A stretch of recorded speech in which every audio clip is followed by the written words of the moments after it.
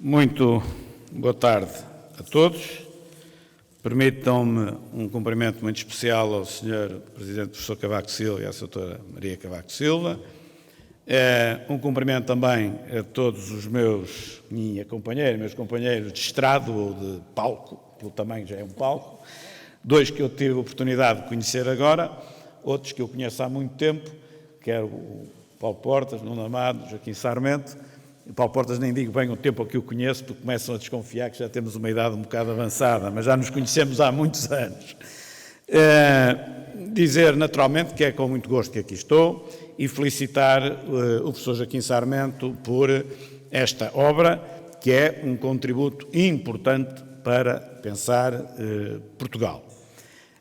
Dizer também que é com muito prazer que estou aqui no ISEG, e olho para uma escola prestigiada e olho para a assistência, vejo tantas caras conhecidas e de ex-alunos do ISEG, que eu acho que devo ter uma vénia especial e dizer que o ISEG tem já quase tanto prestígio quanto a própria Faculdade de Economia do Porto. Acho que devo essa... Ao qual, se calhar, não será muito estranho o facto de aqui mesmo ao lado ser a Rua das Francesinhas, reparei eu, e, portanto, há esta aproximação também ao Porto. Eu não estou aqui em reportagem para um jornal, para um órgão de comunicação social, porque se tivesse, tinha visto com uma lupa o livro do professor Sarmento e agora exacerbava os dois pontos em que eu não concordo. Não estou nesse serviço, estou num serviço diferente e, portanto, não me custa nada dizer que aquilo que está plasmado no livro não anda, obviamente, muito longe daquilo que foi o programa que o PSD apresentou em 2019, naquilo que é a economia, mas não só a economia, o livro também vai um bocadinho para lá da economia, e não andará seguramente muito longe daquilo que será o próximo programa eleitoral que o PSD vai apresentar, e agora em parênteses, independentemente da direção que estiver em funções nessa altura. Porque há aqui um traço ideológico também, que naturalmente nos une a todos. Como é lógico, não concordo com tudo que está ali no livro, mas acima de tudo há aqui um aspecto que convém sublinhar. Eu, do ponto de vista teórico, olhando para o livro, direi que concordo com quase tudo. O problema é depois, quando eu recorro à minha experiência do ponto de vista prático, profissional e fundamentalmente político, e aí eu olho para algumas coisas e digo, bom, isto tem de ser hierarquizado, porque a dificuldade está depois, diz-me a prática, em levar a cabo o que lá está. Mesmo em levar a cabo algumas ações de elementar racionalidade. E porquê é que é difícil algumas coisas de elementar racionalidade? Ou seja, nem sequer é preciso, nem há ali nenhuma diferença ideológica, mera racionalidade. Só quase que os números falam por si. Porque a prática é sempre mais difícil, naturalmente, que a teoria, mas porque nós vivemos um tempo em que a prática, hoje, condiciona ainda mais do que aquilo que condicionava há 30 ou 40 anos atrás, e que tem a ver naturalmente com aquilo que eu tenho sublinhado muitas vezes, tem a ver com o enorme desgaste que o tempo provocou no nosso próprio regime político. As ditaduras, ao fim, no caso, por exemplo, do Estado Novo, foram 41 anos, 1933, 1974, o ditador não foi sempre o mesmo, mas quase sempre o mesmo. Nas ditaduras as pessoas pouco mudam e, portanto, é muito difícil que as ditaduras se acomodem àquilo que são as transformações da sociedade. Aquilo que o professor Oliveira Salazar pensaria de Portugal no início dos anos 30 não deve ser muito diferente do que ele pensaria no início dos anos 60. Era a mesma pessoa rodeado por quem ele se queria rodear. A democracia tem uma virtualidade muito grande. As pessoas mudam e, portanto, como as pessoas vão mudando, a capacidade de se adaptar às mutações sociais, do regime se adaptar às mutações sociais, é enorme. Pois bem, em teoria, porque depois, passado à prática, aquilo que nós vemos é que a sociedade se transformou brutalmente desde 1976, eu prefiro dizer 76 a 74, porque desde a Constituição até agora, a sociedade mudou brutalmente e o regime não teve a capacidade de adaptação a essas mutações da sociedade. Ou seja, enquistou. Há mais interesses instalados. Alguns muito pequeninos, mas com muita força. E é por isso que é mais difícil praticar agora aquilo que está no livro do professor Sarmento, ou está noutros livros. Aquilo que é de elementar lógica nós fazermos.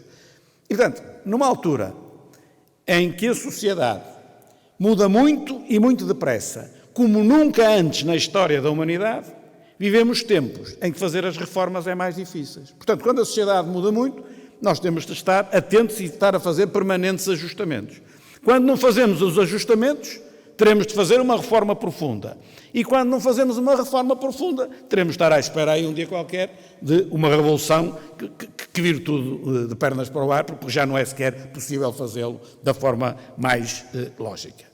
É por isso que o livro é importante. As ideias, como eu digo, então teoricamente estou de acordo com praticamente tudo. A dificuldade é agora hierarquizar e lutar para conseguir aquilo que é absolutamente essencial. E para isso são precisos dois fatores, um pequenino, muito importante, são precisos muitos, um pequenino e um muito, muito grande.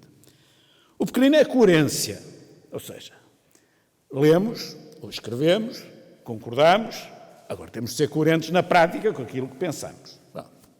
Fator pequenino não se encontra com facilidade, mas lá se vai encontrando. Agora, o fator importante nisto tudo é a coragem. Esse é que é o elemento determinante para, hoje, se conseguir levar à prática aquilo que são opções por um lado ou elementar racionalidade por outro. Eu hoje acho que a diferença na escolha do voto, na altura de dizer prefiro A ou prefiro B, está muito mais na coragem do que propriamente nas ideias. Porque quando estamos na tal racionalidade, já quase as ideias aí até contam um pouco. É racional. Tem coragem ou não tem coragem para o fazer? Só depois é que vem a componente ideológica. E para ter essa coragem, eu diria que precisamos de duas mais uma característica. A primeira é o desprendimento do poder. Quem não tiver desprendimento do poder nunca terá a coragem necessária para correr o risco que é preciso correr para levar a cabo as reformas e às vezes nem reformas. Algumas medidas que podem ser de caráter estruturante, mas não são sequer classificadas de reformas. O desprendimento do poder é absolutamente fundamental. E depois uma outra característica, que infelizmente é assim, que é a questão, hoje diz resiliência, eu continuo a dizer, da resistência. Quer emocional, quer às vezes até física. Da resistência. Há 30 ou 40 anos atrás, aquilo que era importante para ser governante é as suas ideias, a sua capacidade cultural, com certeza, um pouco de coragem também, que é normal, o seu conhecimento, a resistência, enfim. Hoje é ao contrário. É uma pessoa fantástica, culturalmente evoluída, academicamente capaz, esclarecida, sensata, mas se não tiver uma grande resistência, não chega lá. O contrário é mais fácil, tem muita resistência, nem é grande coisa, mas como tem muita resistência acaba por chegar lá. E é realmente dramático que a sociedade tenha evoluído para isto.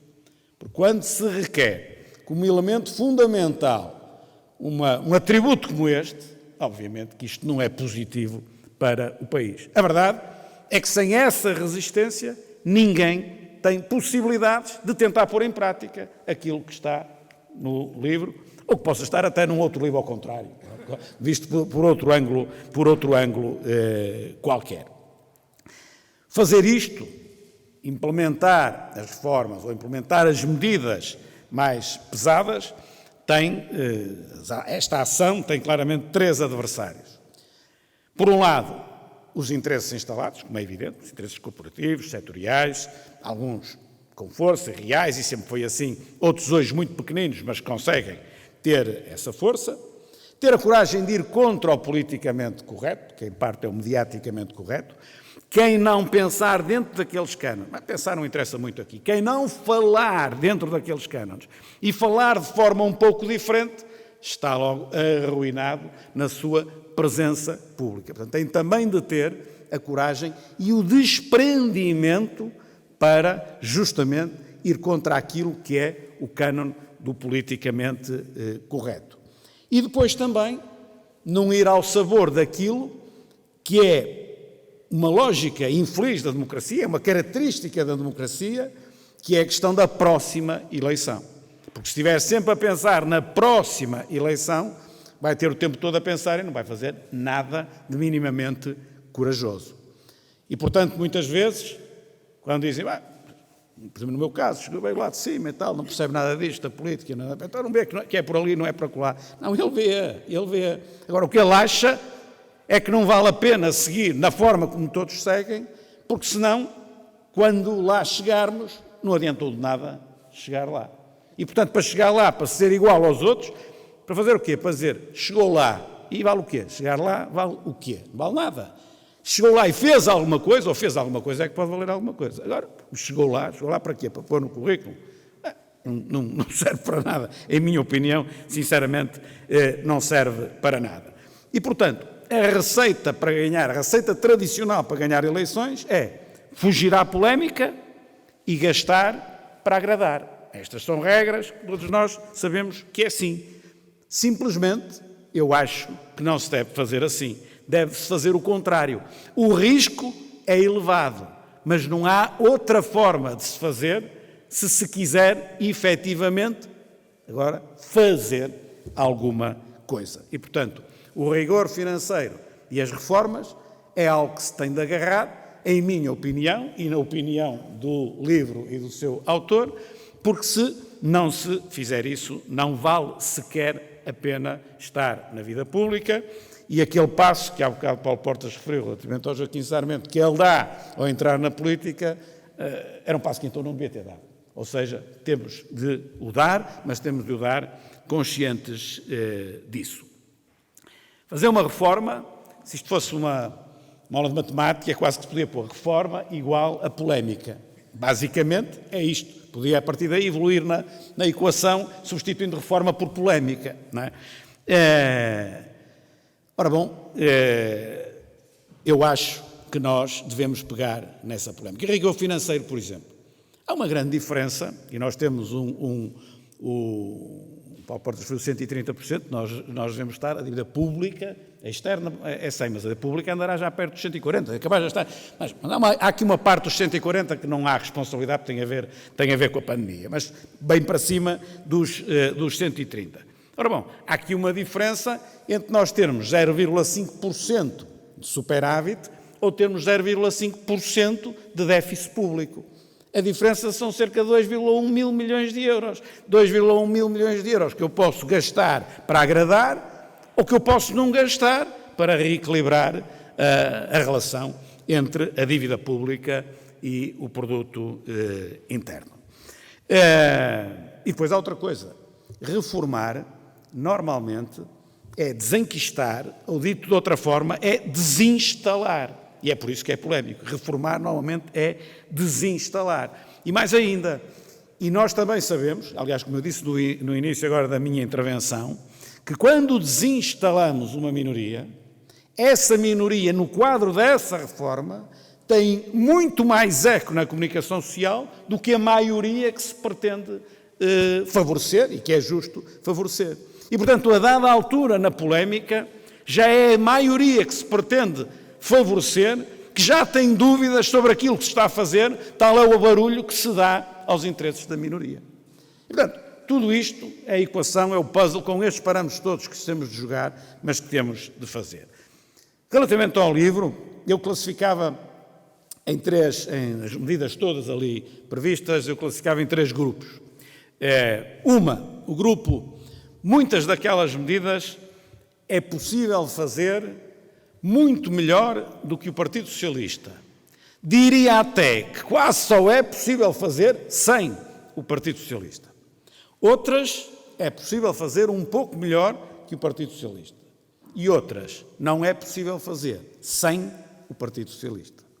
Os pontos que é possível fazer bem melhor do que o PS, eu anotei aqui nas minhas notas, não vale a pena agora, está aqui na página 93 do livro, o professor Sarmento, na página 93, diz assim: imaginem uma empresa que está, não sei o termo que usa, tecnicamente falida, na prática é isto, atravessou uma crise, está tecnicamente falida. De repente, apanha um momento de crescimento económico, um momento de redução das taxas de juros, uma data de situações dessas, e o que é que faz? Aproveita para reduzir o seu passivo, aproveita para investir e melhorar a sua produtividade? Não, pura e simplesmente aumenta os seus custos operacionais fixos. É isto que o PS faz normalmente quando chega ao governo e apanha ali um raio de sol. Pois bem, fazer o contrário disto que o PS faz é das tais que eu digo. Quase que só se pode fazer sem o PS, não é? Isto nós conseguimos. Uma data de estrangulamentos que são referidos, que se pode perfeitamente e se deve perfeitamente fazer, para o qual conseguimos seguramente muito melhor que o PS. Redução dos custos de contexto, simplificação da legislação fiscal, redução da carga fiscal, aumento da eficiência dos serviços públicos, redução da dívida pública. São medidas dele, não são minhas. Eu estou aqui apenas referi aqui para ilustrar, melhoria do sistema de formação profissional, maior apoio às empresas, modelo de crescimento económico virado para o investimento, para as exportações, para a produção, principalmente de bens transacionáveis, e não para o consumo. Melhor ligação entre a universidade e as empresas.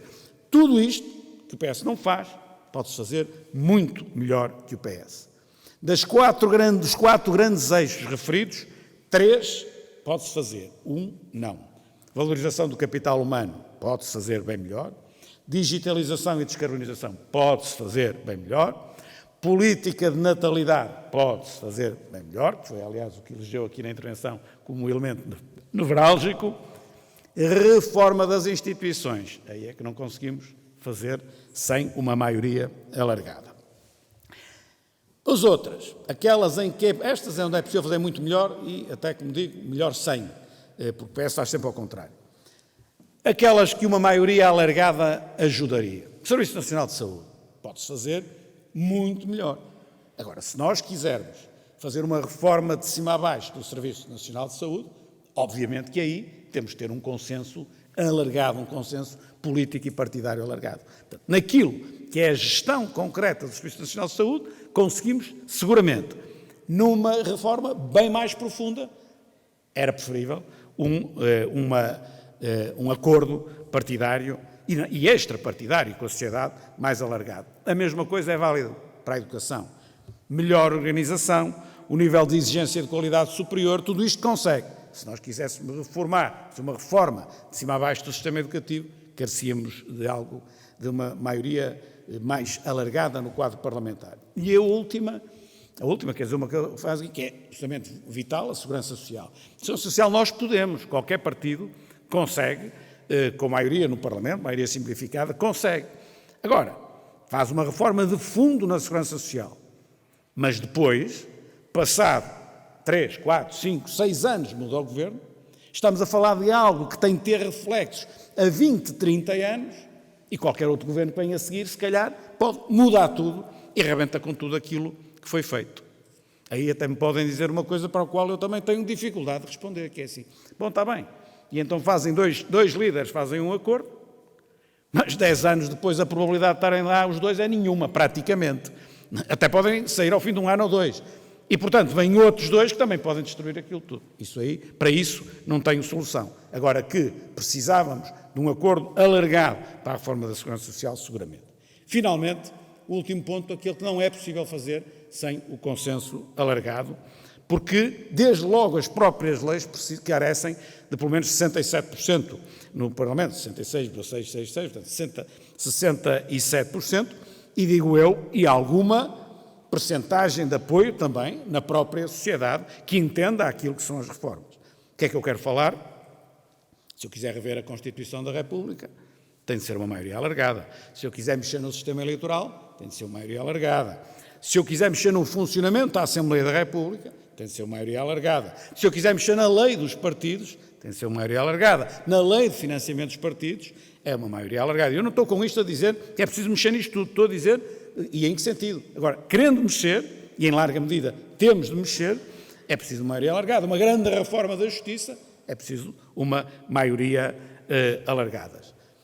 Sem reformas não há, aqui foi usado muito a palavra crescimento, eu preferia usar outra palavra, sem reformas não há desenvolvimento, sem reformas nós teremos, assim, uma democracia cada vez mais degradada, porque muitas vezes nós dizemos, vivemos em democracia, sim, mas estamos a falar do ponto de vista formal. Do ponto de vista formal não há dúvida nenhuma. Do ponto de vista substantivo ela está cada vez mais degradada, como é evidente. E o problema é que o Partido Socialista, sendo ele em larga medida à cara do sistema em que nós vivemos, é o primeiro interessado em nada fazer para mudar aquilo que é filho da sua atuação.